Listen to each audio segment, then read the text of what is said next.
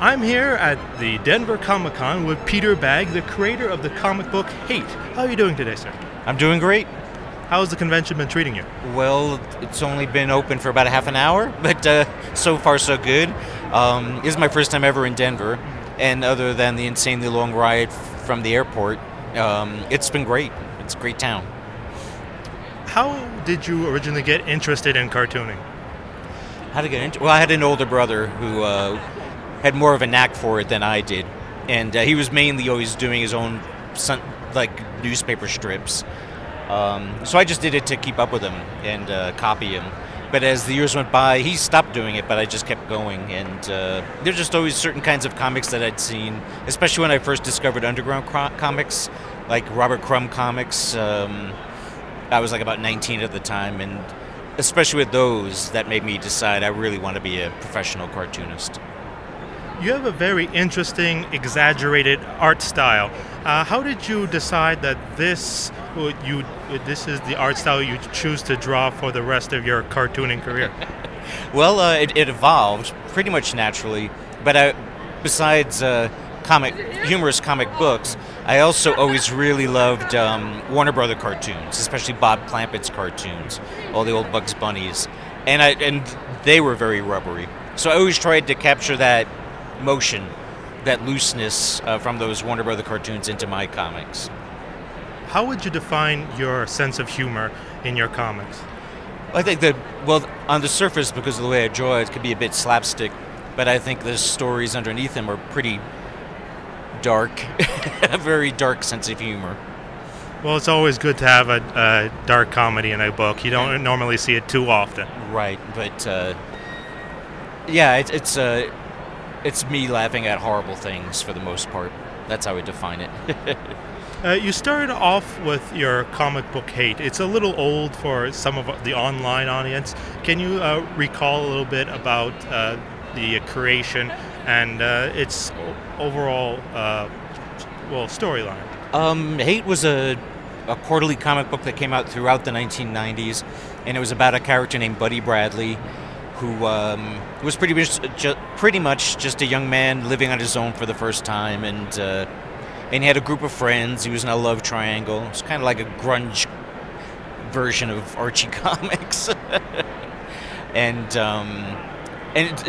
when it first came out, it was very heavily associated not just with grunge, but with Gen X and all of that sort of thing. Slackers. Stylistically, it's very much associated with all of that.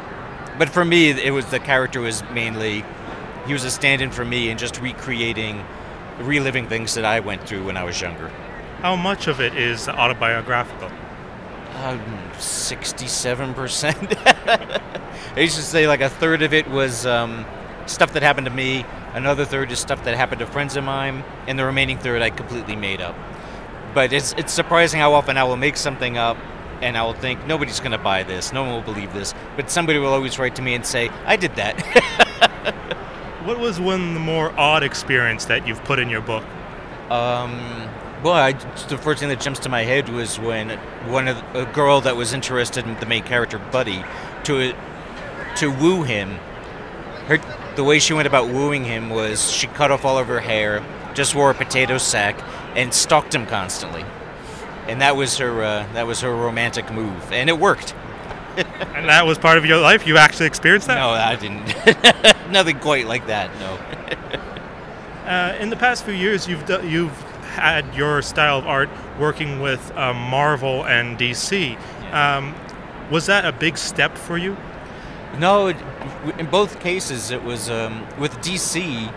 DC 3 times asked me to start a project of my own for them, and there were 3 very different projects. One was this, Yeah, which was like an all-ages comic book that another artist, Gilbert Hernandez, drew, and then another completely different one was this, which was just went straight to book, straight to graphic novel, and this is like a more serious story. And then I did like a monthly humor comic for them for a while. But each time it was them asking me if I wanted to try my hand at something. With Marvel, again, it was the editor Axel Alonso. This was back before the first Spider-Man movie came out. and they were struggling and literally willing to try to do anything.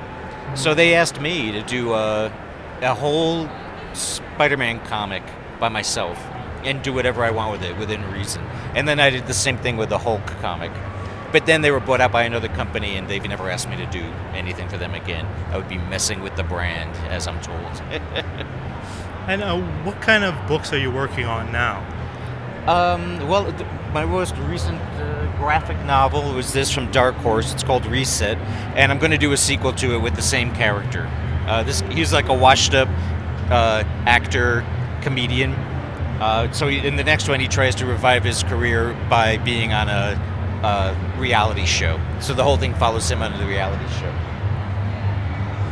Where can our audience find your work on the internet or otherwise? Amazon, yeah, just BAGGE. I don't think there's another author named Bag, or else directly from the publishers I work for, Fantagraphics and Dark Horse. But Amazon's the easiest way to go, or at your local comic shop.